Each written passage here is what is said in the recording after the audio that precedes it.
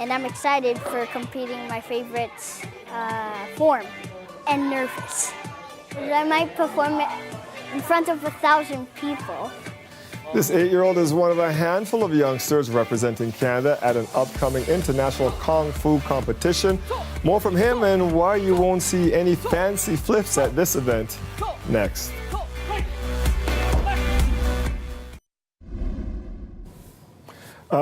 This weekend at the Chinatown Festival, a group of Shaolin martial artists will be performing.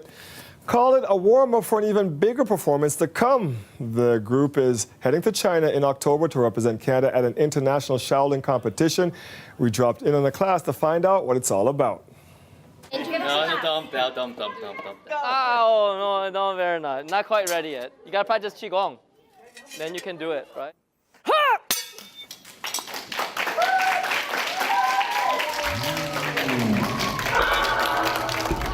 Starting from the top of your head, all the way down to your feet.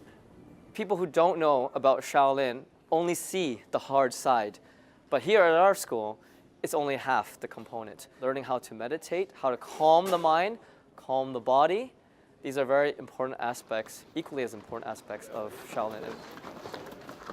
We will begin with warm-up, just a light jog. Yes, high, keep getting higher. And then we really want to improve the endurance capacity. As we get older, we shrink.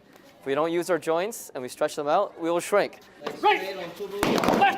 Bring some Canadian athletes to a major competition in China, and there they'll be competing in what's called traditional Shaolin Kung Fu martial arts. And they'll be doing something called forms, 18, which are basically set routines based on actual self-defense moves. And they'll be competing with over 50 countries and 2,000 athletes from around the world. And I'm excited for competing my favorite form, and nervous. I might perform it in front of 1,000 people. Yes, I'm very excited, but I'm also nervous. I want to compete because I want to show the world that girls are strong and they're not weak.